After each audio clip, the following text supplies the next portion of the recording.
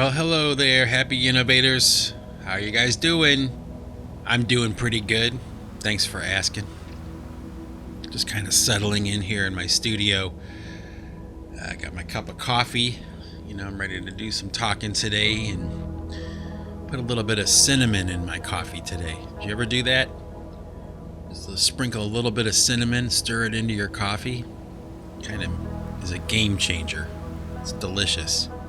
And I got a lot of stuff I want to talk about today. But before I really start getting into everything, I would be remiss if I didn't at least mention the recent passing of the world famous guitar player Eddie Van Halen.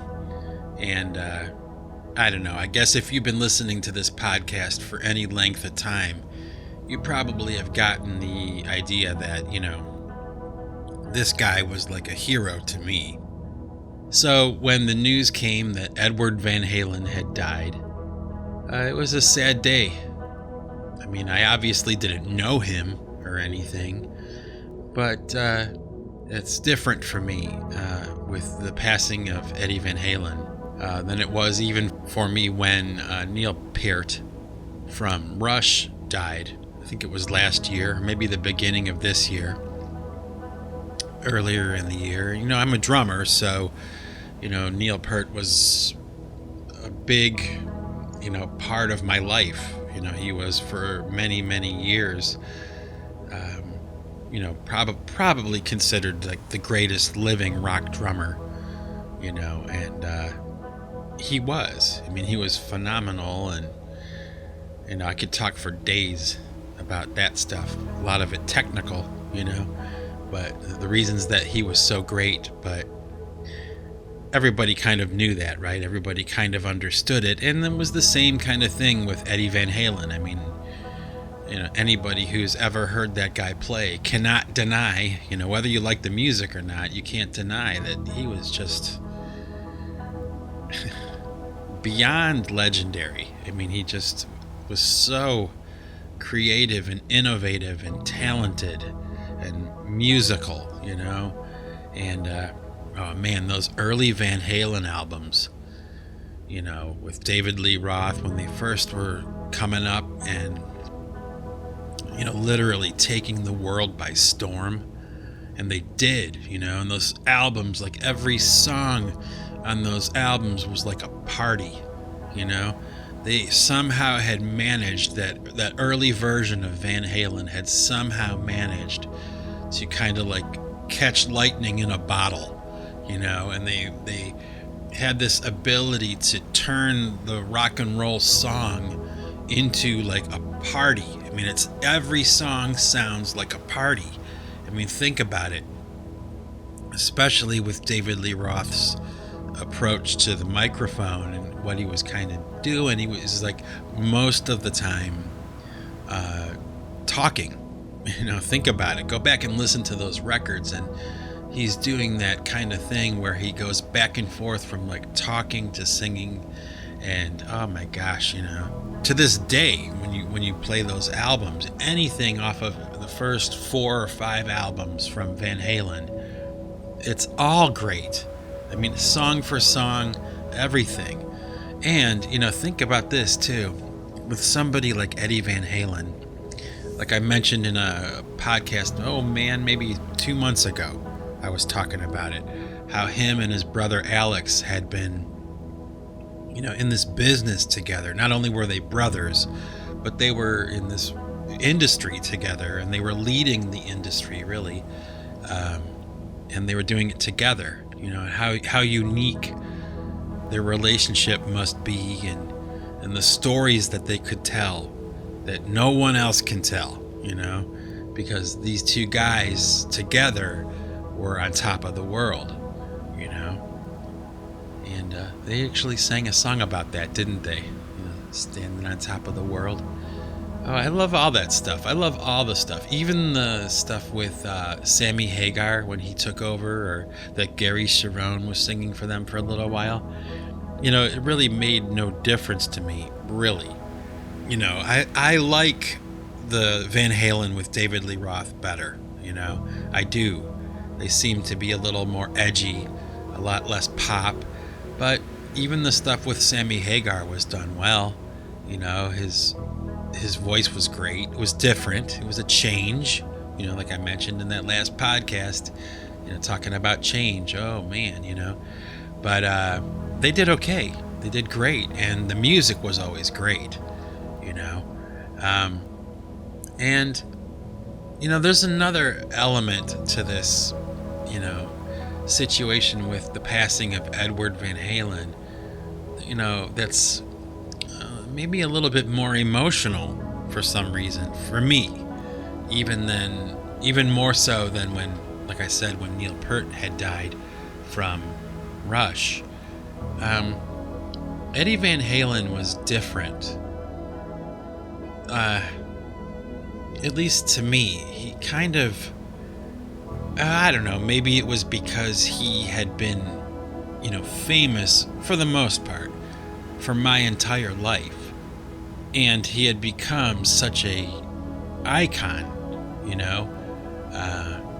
and a trailblazer and a leader. And you kind of knew, like, when there was a new Van Halen album coming out, or when you heard a new song or something on the radio from them, you kind of knew it was, his guitar playing, at least. If the song sucked, at least his guitar playing would be phenomenal. It always was. It was really, like, I guess when I think about Eddie Van Halen, he's more of like a part of my life than most other musicians were, I guess. I guess that might sound strange, but, and it wasn't just because he was a guitar player.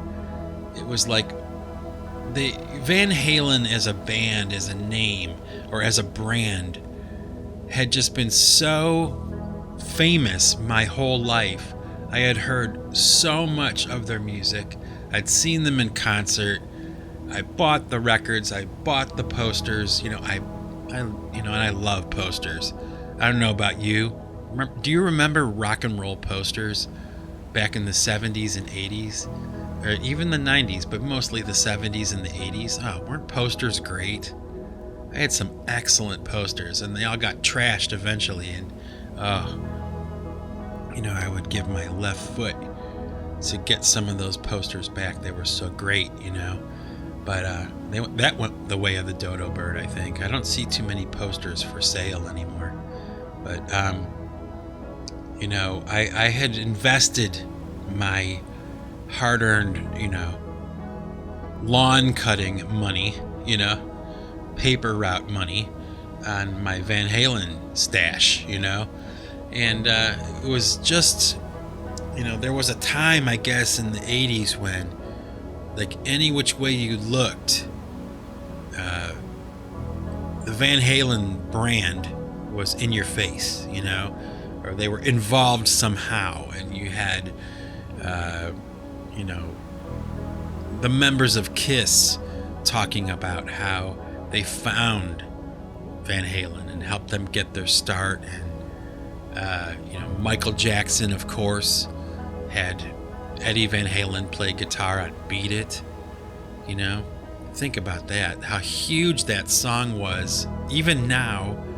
And there again, Van Halen had his stamp on that. And he was a great guitar player and all that, and an innovator. He changed the way that guitars are built.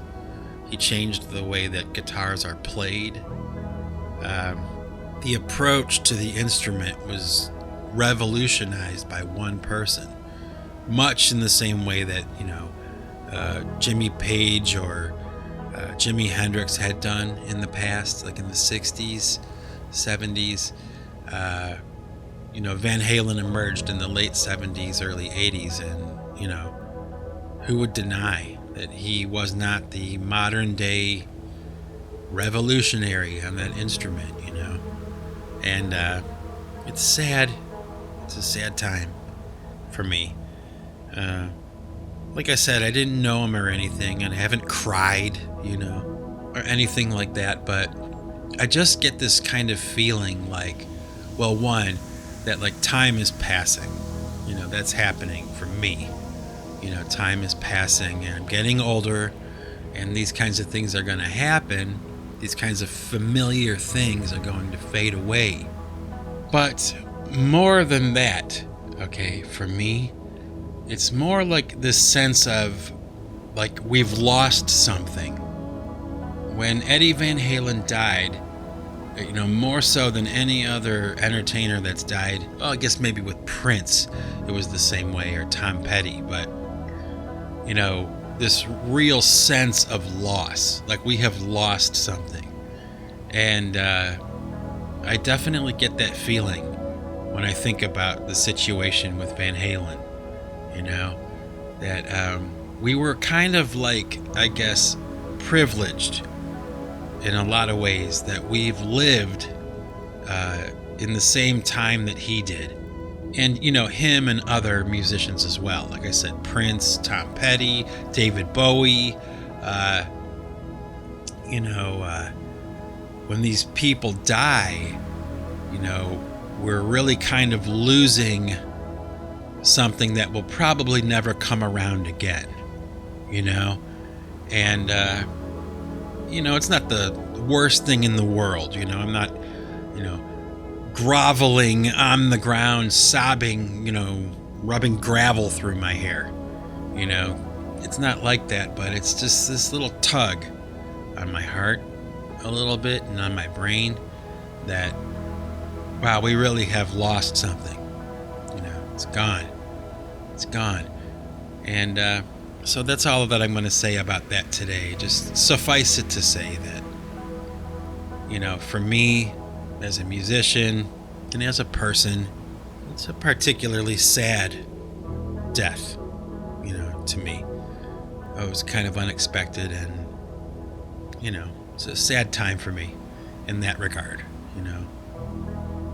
So, rest in peace, Eddie Van Halen. Guitar hero, guitar wizard, you know, guitar legend, and innovator. You know, speaking of deaths, recent deaths, you know, there's this lady that was a friend to my wife and myself, and she used to work with my wife a long time ago, and that's how I met her, you know.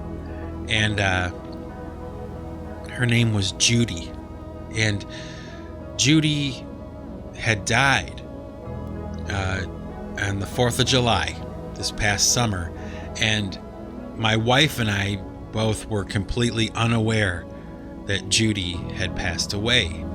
And it's kind of a funny thing in a way, this character Judy that was a friend of my wife's. She was an older woman, and when I say older, I mean like in her 60s. So she was, you know, probably in her late 60s when I met her, and I was introduced to her by my wife. But this lady, Judy, was like a real, like, unique personality and a real, like, character, you know? Like, somebody that you couldn't make up. If you were writing a story, you couldn't make it up. She was so out there and so funny and just so, I don't know, so eccentric, you know? She she had this certain way of, like, dressing, okay? And she was notorious for this kind of, like, ensemble that she would be wearing all the time. Much like that character in The Big Lebowski, you know, the dude. You know, you can't make that character up. I mean, that character, the dude from The Big Lebowski, was based on a real person that the Coen brothers knew. You know what I mean? You can't, there's some characters that are so out there and so specific, you know, so eccentric that you couldn't make it up. And this Judy was much like that, you know. She would be seen normally wearing a sweatshirt, jeans, And then she wore these cowboy boots that she tucked her jeans into. And it didn't matter if it was 100 degrees outside. It didn't matter if it was raining, snowing, whatever it was. She would always wear sweatshirt, jeans, tucked into her cowboy boots, her brown cowboy boots. And she had this like really thick gray hair that was cut like into a bob. And she was like, to me, maybe like the quintessential New Englander. You know, she had, that New England Democrat look to her, even though she was from New Jersey originally. So she was a transplant here in New England, like me and my wife. She had that look. She had that look and like a stereotype almost. But she was so unique and so different and so staunch. Like my wife would always say, she was a staunch character, you know. And it's kind of funny because, my wife was telling me many years ago before Judy died, she was like, Judy was talking about you today, referring to me. And she was asking my wife if I had any brothers that she could date. So, according to my wife, Judy liked me a little too much, okay? Which is kind of funny and endearing, especially if you knew her. She was really a funny character, a funny person. And, my wife and I were both kind of taken aback by the fact that she had passed away. And, it's because this woman was like such a force of nature. She was in her 60s and 70s, and she was running for political office in her local area. She was an activist, very outspoken, not afraid to speak truth to power. She was really living that lifestyle and really that kind of person. And it's one thing to see that kind of thing like in a movie or in a story, but when you meet someone in real life who's like that, who has those qualities, it's really entertaining, if not anything else, to like hang out with somebody like that for a while and just watch them move through the world. It's pretty damn funny. And I gotta say, I'm really sad that she passed away. I hope that she went on to greener pastures. She had kind of had like a rough life a little bit. She was single her whole life. She almost got married once, but that was like back in the 60s, and something kind of happened and fell through. So she wound up being alone her entire life. And from time to time, my wife and I would go over to her house, and I would kind of like help her out around the house, doing some of the yard work or moving heavy things, kind of helping her out. So, my wife and I both, instead of calling her Judy, like in our house, we had given her the nickname Boots, because of those cowboy boots. And mostly because the first time I ever saw Judy, the first time I ever laid eyes on her, my wife and I were driving down the road, and there she was walking along the side of the road with a watering can, and of course her sweatshirt, jeans tucked into the boots, gray hair cut into a bob, hunched over, carrying this watering can down the road. And she was watering the different flowers, like in the town square area. She was watering the flowers. Apparently she had that responsibility. And my wife said, "Hey, that's Judy. That's her right there." It was the first time I ever laid eyes on her. And I just, I started laughing, I think out loud. I couldn't believe it, She was just so, what is her deal? What is going on there? And so we started to refer to her as Boots, in our house. So my wife would come home from work, and she'd go, "Oh, you'll never believe what Boots, said today, or what happened with Boots today." We never called her Judy, we always called her Boots. So, in our house, even though Judy, Boots, has passed away, she'll live on in our house, in our memories, and in our hearts, because she was a character that both my wife and I had grown to love, like, very much. We cared a lot about her, and even though she was feisty and spunky and causing trouble and that kind of thing, she was never like cruel or harmful. Crazy, maybe. Maybe I would rather say eccentric, but there's a difference between someone who's crazy and they're harmful and somebody who's crazy and they're just funny, or they're just entertaining, and she falls into that latter category.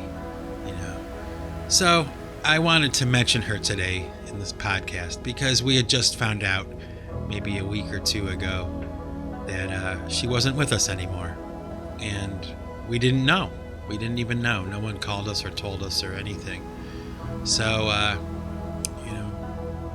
rest in peace, Boots. Love you, baby. Wherever you are, I hope you're happy. You and Eddie Van Halen are probably hanging out together, and you're probably driving him crazy with your political opinions. Yeah. Anyway, speaking of Judy's, the other night my wife and I had decided we wanted to watch the movie The Wizard of Oz. It's one of those movies that, even though I've seen it a lot over the course of my lifetime, it's still kind of fascinating to watch just because it's, it's The Wizard of Oz. It's one of the greatest films of all time. But, this time around when we were watching the movie, I kind of had like a revelation. I kind of had an angle of thought that I hadn't had before, even though I'd seen this movie 1,000 times. I kind of like focused, kind of honed in on the character of Dorothy that Judy Garland is playing in the film. And, she, of course, is playing this young girl, this young farm girl from Kansas, right?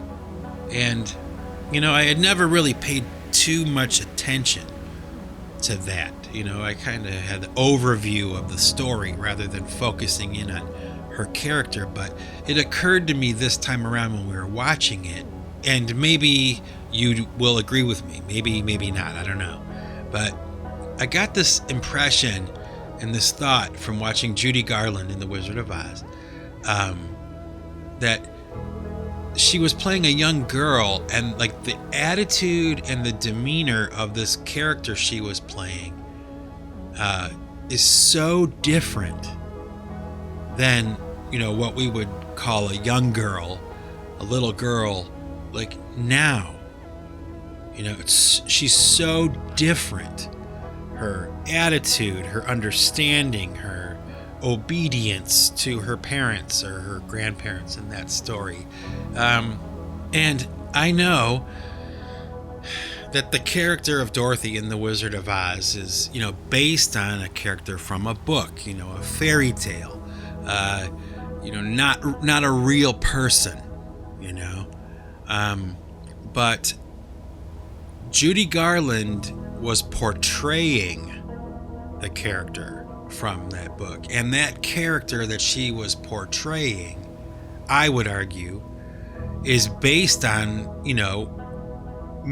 maybe like how little girls used to be, maybe right, based on somebody that Judy Garland had known or the director had known, and they wanted her to emulate these qualities, and they gave her this kind of costume, and they gave her this kind of hair and this kind of personality, right, that she was portraying, and it had to be based on somebody, right, in real life. And I just got to thinking about that, I'm not even sure why or what it means, but it's like there's something very important there, I think, in the difference between the character Dorothy in The Wizard of Oz, that kind of person, that kind of girl, and the modern day version of that girl. They're so vastly different. I mean, just think about it. The clothes and the attitude, and of course the technology and the education and all that. But the more I thought about it, the more I kind of felt like maybe, okay, I don't know for sure, I haven't quite worked this thought out, but maybe we have lost something, okay, in that realm. We have lost, or I should say, young girls, modern day younger ladies have lost something that young girls used to have, and they don't have it anymore. And I don't know if it's an innocence, I don't know if it's naivete, I don't know what you'd want to call it, but there was a part of me that genuinely felt maybe a little bit saddened by that, a little disappointed, like, and it wasn't just with that character Dorothy. I know this probably sounds way out there to you, okay? But like I said, I haven't worked it out all the way in my mind, but I have been thinking about it a great deal. This idea that we have lost some kind of innocence or something, and it wasn't just with that Dorothy character, it was also with the other characters that were around her in the movie. Okay, now I know it's just a movie, I know it's just a story, but those characters, her grandparents and the farmhands, that eventually became the Lion, the Tin Man, and the Scarecrow, they were based on somebody. They were based on people, real people, in some way, I am sure, right? They weren't just invented out of thin air, and maybe, okay, the world used to be that way. Like, I was asking myself that question, is that possible? I mean, was the world ever really the way it was in The Wizard of Oz, like in the beginning of the film? Was the world ever really that way? Or was it just total fiction? And the answer is no, it is not total fiction. The answer is that, yes, the world, reality used to be like that, where girls were allowed to stay girls as long as possible. And, with the men and the women that were the adults that were the guardians of this young lady, Dorothy,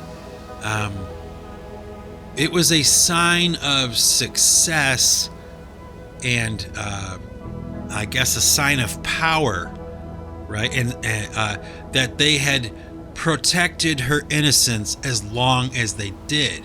I mean, there was a time when,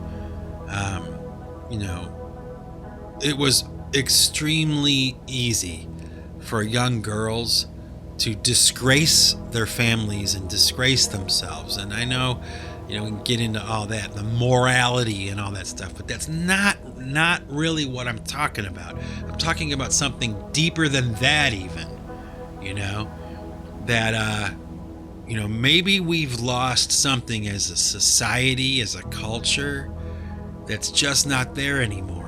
And why is that? I don't know. I don't know why that has faded off, into obscurity, why it went away and was replaced by some other kind of demeanor or mentality. I don't know for sure.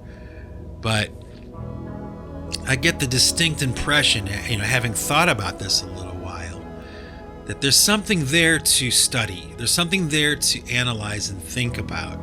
And, just go back and watch The Wizard of Oz yourself. If you don't understand what I'm talking about, go back and watch the first 20, 30 minutes of the film, and you'll and watch it through this lens that I am now presenting you with, and see for yourself. I mean, it's just night and day. It's night and day from the way the world is now. You know, the world then compared to the world as we know it now was so different, and I'm not sure that it's better.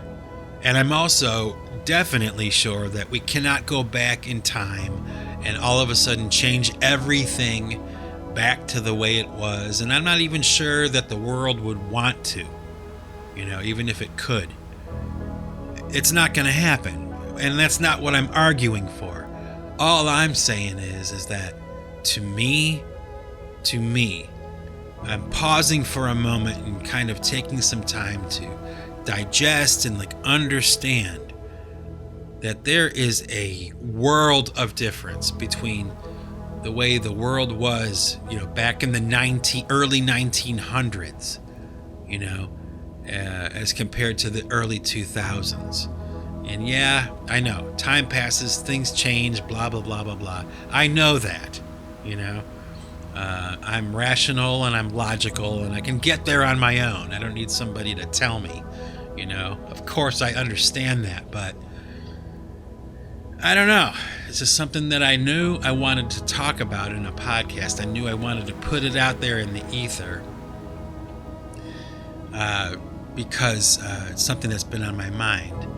And I just knew that it was something that I wanted to put out there in the ether. Maybe throw it your way and see if there's anybody out there that kind of understands what I'm talking about and maybe agrees with me, you know, that, you know, I guess much like, you know, we lost Eddie Van Halen, you know, we're never going to get him back again. There's not going to be any, you know, new Van Halen tours or anything. You know, it's gone. We've lost that. It has slipped into the past now.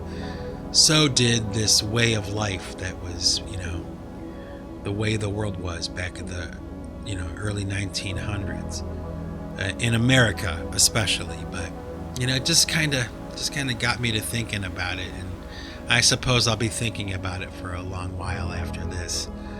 So, anyway, maybe over the past like year or so, I kind of have taken on this idea of studying, you know, the artist, believe it or not, the artist Madonna, you know. She's kind of an interesting character to me. I don't like all of her music, and I certainly don't hate all of her music, you know, and I'm not a huge fan. I have never bought one of her records, but a lot of the time, let's say if one of her songs comes on the radio, I won't turn it off. I'll listen to it. A lot of her songs are decent. Well, they're actually not even her songs. A lot of them, they're written by other people, but the point being is that I just have, for some reason, decided I'm going to like really kind of check in with Madonna. You know, I'm going to like read about her. I'm going to watch as much footage of her as I can and her interviews and things like that, because she's really a kind of fascinating character, you know, an icon, again, much like Eddie Van Halen, right? I mean, it'll be a sad day when Madonna dies, you know, for me it will, because she represents so much of my life, you know.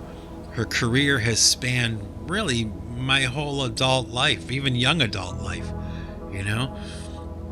And what a fascinating character, you know, this woman who, you know, took the world by storm. She did it by herself, you know, much like Elvis did. You know, she was alone. She didn't have a band or something, or, you know, a group of people to lean on. She was really kind of doing this herself. And, you know, like I said, I've been kind of just reading up on her, watching interviews, listening to her albums, even the, you know, the deep cuts on her records, you know, the ones that never made it to radio, just kind of like really trying to get a really broad understanding of this person, you know, this entertainer, Madonna, not the material girl, not all that, you know, glamour and all that stuff, like getting down to the nuts and the bolts of Madonna and what kind of a woman she really is, and like what she means to the world as a woman in her position. And you know, it was like kind of like, I guess, a cross reference throughout this process. Like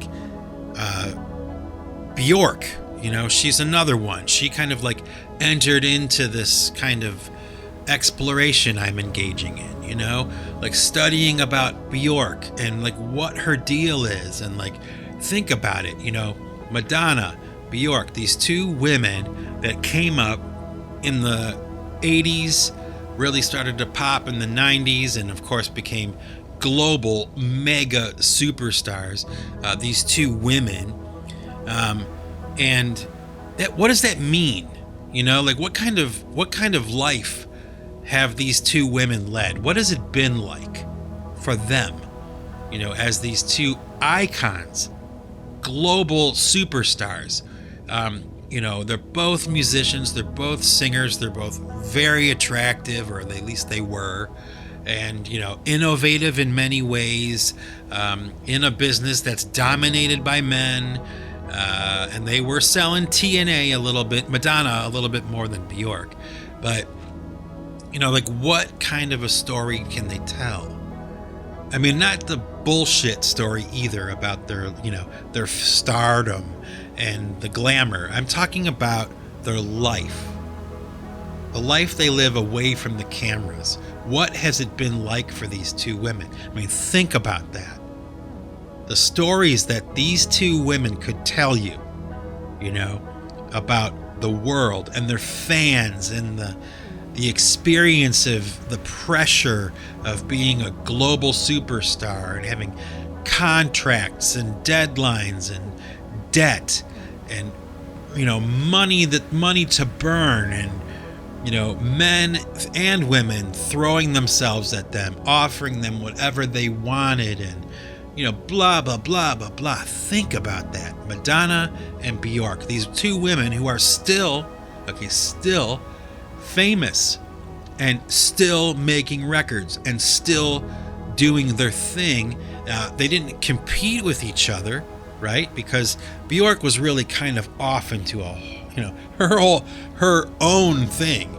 If there was ever a singer or performer that was doing their own thing, I mean, let's face it, Bjork, she takes the cake, But Madonna was not so far away from that, really. She was an innovator. She changed things. She's, influenced and, all the things that come with that, right? But there's this song by Madonna. I forget what it's called. I think it's called Unconscious. It's one of those tracks by Madonna, and there's a handful that I really like. Okay, and I thought the video was just wicked. It was just excellent, very well done production from the roof to the ceiling. Like it was done well all the way around, right? And I didn't realize it until I started to kind of dig a little bit that song I'm talking about, Unconscious by Madonna, was actually, okay, now this is true, this is a collaboration between Bjork and Madonna. Isn't that crazy? I had no idea. Okay, Bjork and Madonna, these two extremely famous women, really, they're both musicians, but really they're polar opposites, really. Okay, although they do have a lot in common. They collaborated on a song together, and it just so happens to be one of the songs by Madonna that I like the most. Now, I tend to like Bjork more than I like Madonna's music. I listen to more Bjork stuff because she's so outrageous and out there, and I admire that about her. And she really, truly is a great singer, performer, and she delivers. It's the real deal. She's one of the only artists, in my opinion, who's managed to do it right from the beginning to the end. She stayed weird. She didn't get too normal. She's creative and interesting and just, way out there sometimes. And, like I've said 1,000 times before on this podcast, in the world of music and entertainment and things like that, weird is a currency. Okay? In the real world, with normal people and everything, it's a very easy way to put yourself on the fast track to being ousted or shunned by people, because most people try to stay normal, keep their head down, not be recognized or noticed, that kind of thing. They just want to live day to day, but in the world of entertainment, being weird is very important, at least in my opinion or from my perspective. Okay.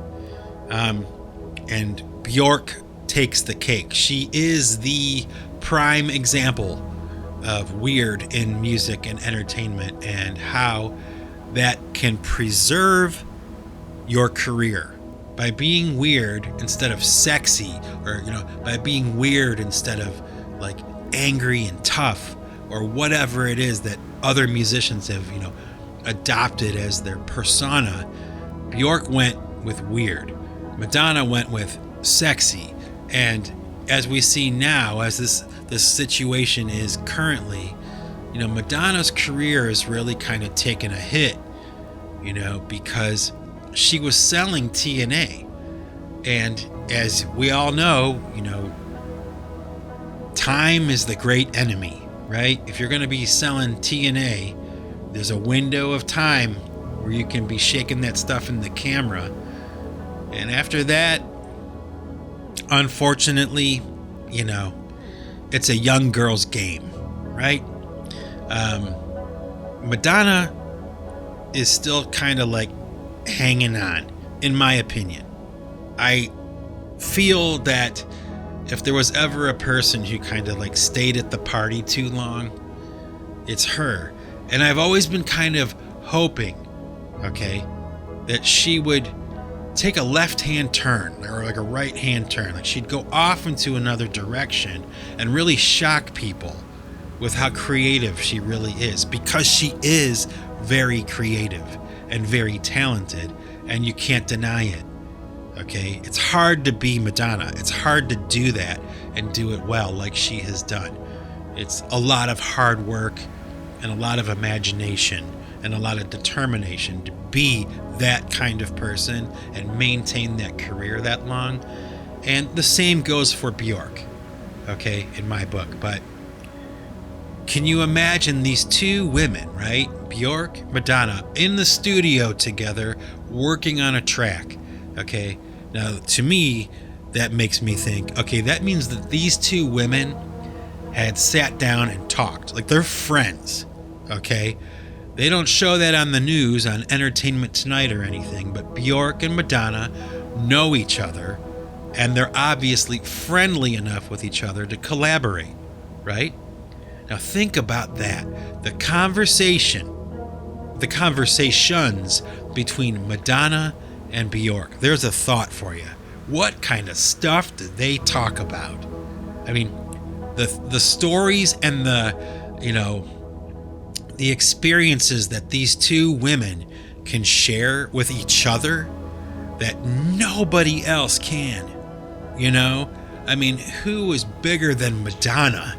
Like, who is more famous than Madonna? She's the highest grossing touring act for the past 10 or 15 years. It's like some crazy number. Like, she sells out every tour, still, even though she's in the bathtub with the flower petals. Like, ugh, a cringe moment. I couldn't believe it. I was hoping, specifically with that, I was hoping that Madonna would take the high road and artistically and go off into, like I said, something that would shock people and really make them reevaluate her as an artist. And instead, she's hanging on to that sexy thing. And, it's like, at this point, come on, honey. Put your clothes on, okay? It's time for you to put your clothes on and make great music. Can you do that? Can you put your clothes back on and get in the studio and make music that blows people's minds? I mean, it's not like you don't have the resources, Be an artist. Stop being a centerfold, because you're not anymore. Time has not worked to your advantage. And unfortunately, you're not like Bjork, who never really made it about TNA or selling her body. It was about, I'm weird, here I am, take it or leave it. And people, a lot of people, myself included, were on board for that. So the takeaway is this: as you step away from the podcast today, thinking about what I'm talking about, if you're still even paying attention, right?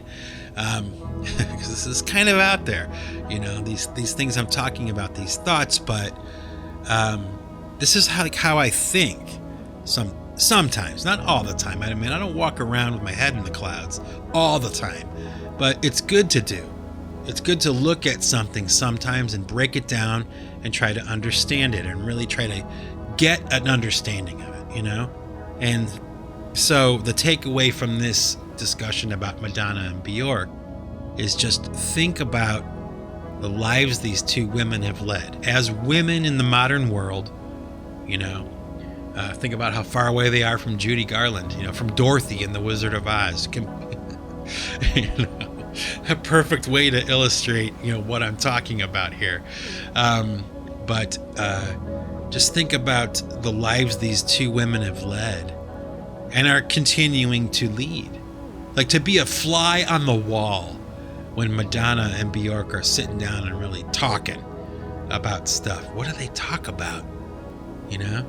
Can you imagine what a crazy, crazy life they've had? These two women, and the stories they could tell, and the things they saw, and the money they spent, and the things they tasted, and the places they visited, and the men that threw themselves at them, and the marriages and divorces, and all the entertainment business stuff, and having hit singles, and all that stuff. The stories they could tell, the things they could talk about, Fascinating. And you'd never know that they're friends. You'd never know they know each other. You'd never know, because it's not something that's publicized.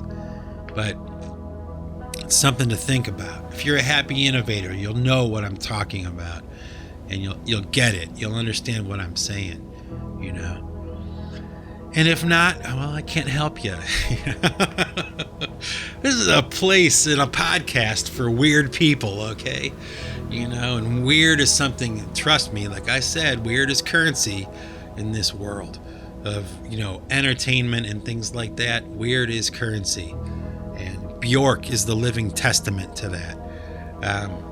If you want to see a performance, let me tell you, little sidebar here. If you want to watch a performance that will blow your mind, okay, a vocal performance, type into YouTube Bjork live on Jules Holland and watch her performance. She's wearing this little green dress, no shoes, she's up on stage just going off, on the microphone. Really a stellar performance by her and her band that was behind her. But like I said, if you want to be impressed, take my advice and go watch that. Watch that woman sing.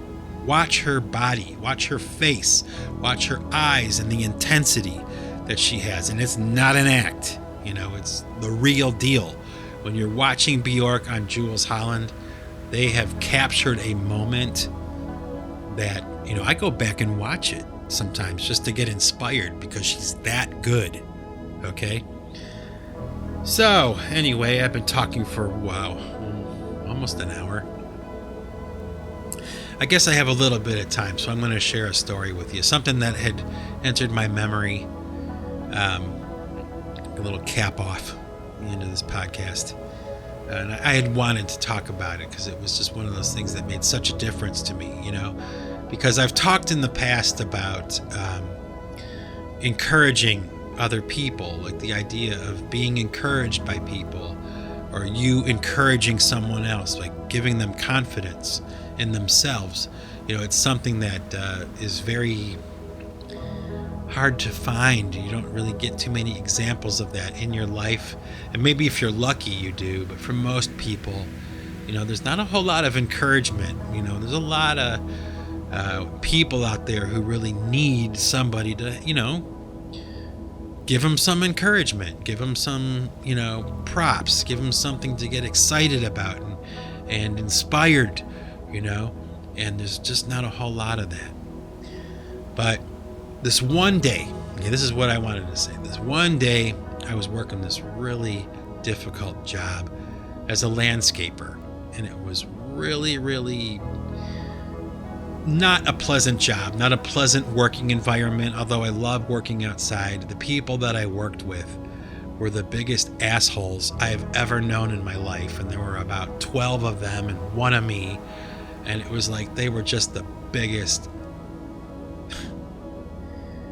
They weren't very kind people, and they were no fun to work with, and they made sure that every day that I had gone into work, there would be some kind of something, right, that would offend me, hurt my feelings, piss me off, make me angry, frustrate me, whatever.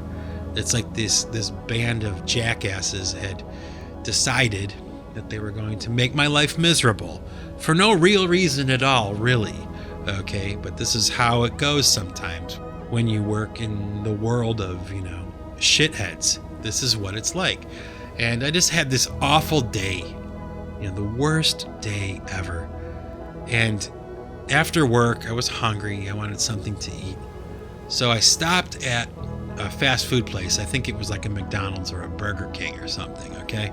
Just to grab something to eat, tie me over until supper time for my drive home, And so I get in line at this fast food place, and I recognize this guy who's at the front of the line.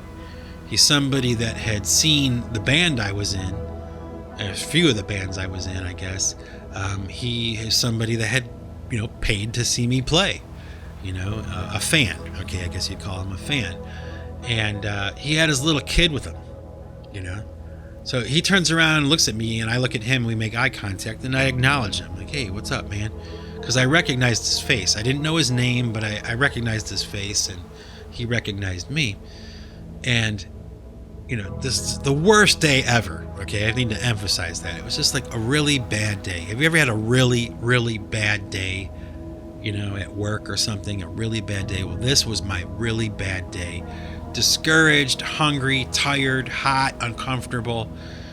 Just a crappy day. And this guy with his kid turns his kid around to look at me, okay? And he points at me and he says to his little kid, "You see that guy over there? That's the best drummer in the world." Pointed at me.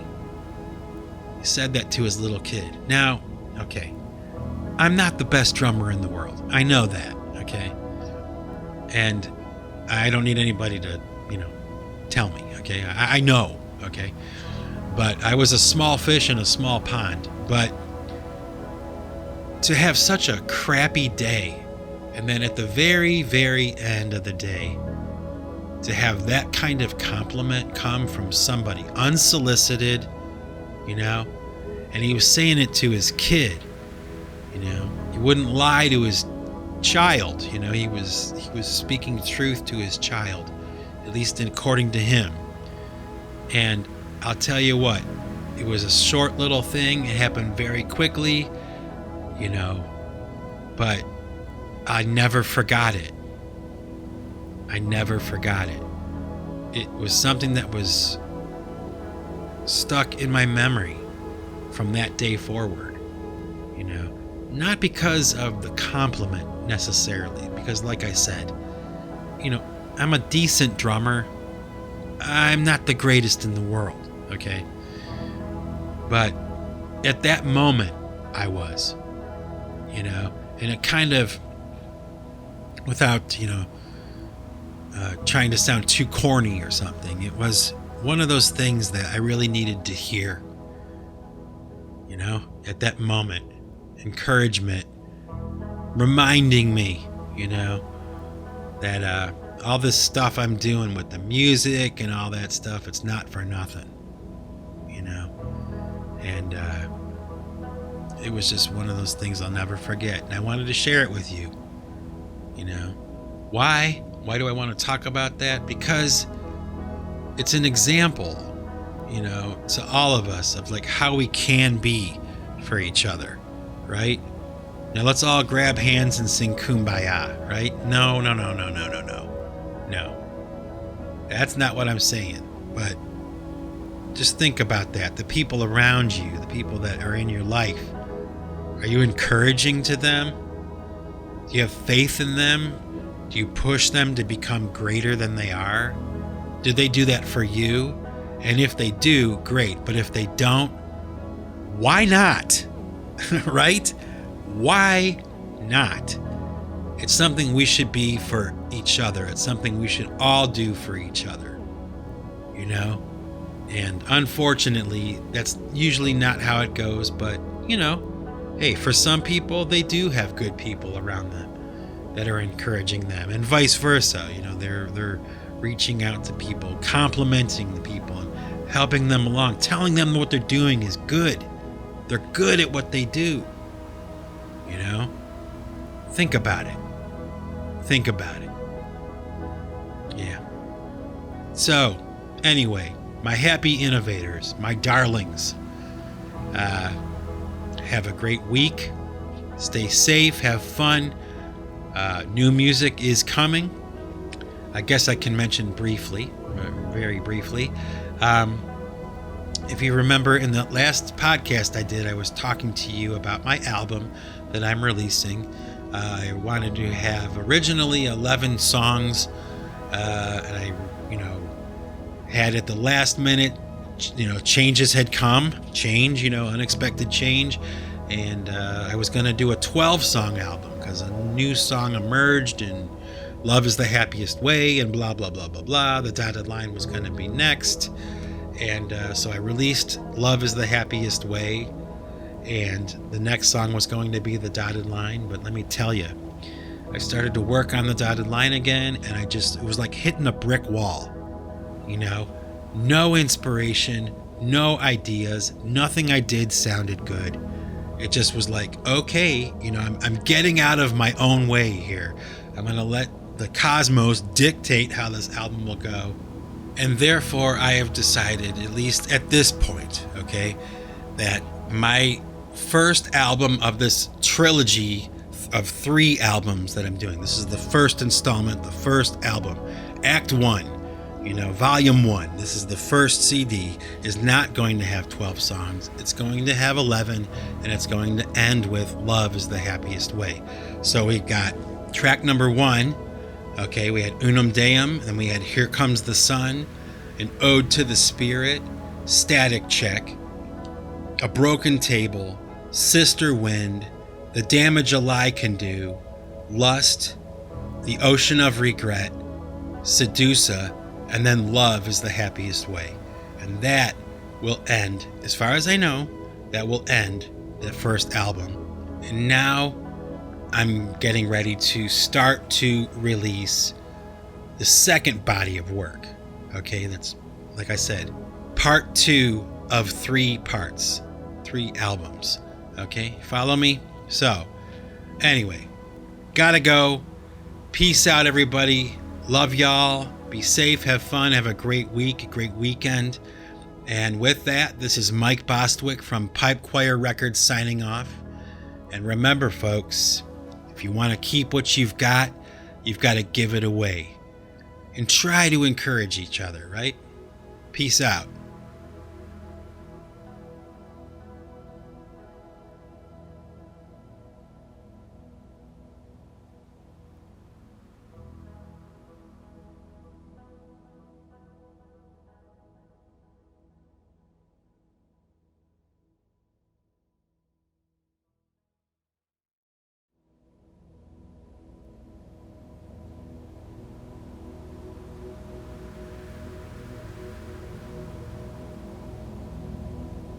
Well, hello there, happy innovators, the ones who had the inclination to stay behind a little bit because you wanted to hear some music, right? Did you think I forgot about you? Oh, come on.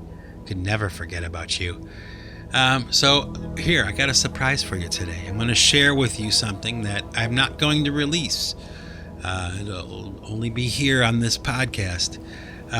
It's an alternate version to the song Sedusa. And just briefly, I can describe to you, or explain to you, that the song I released a few weeks back, Sedusa,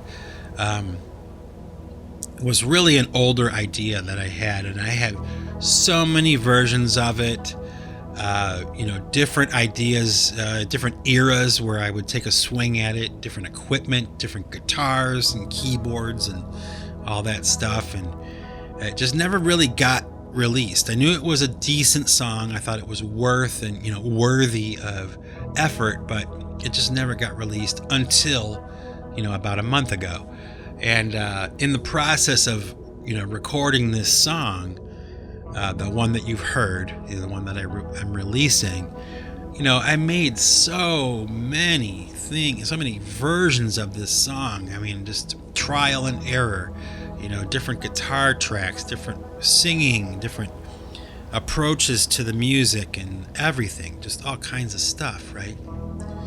So what I decided I'm going to share with you today is one of those versions of Sedusa that didn't make it to the final cut, but I figured it might be entertaining to listen to and give you an idea, I guess, if you compare it to the version that did get released. It kind of gives you an idea of, like how different certain elements in a song make it sound, or if you eliminate certain elements, whatever.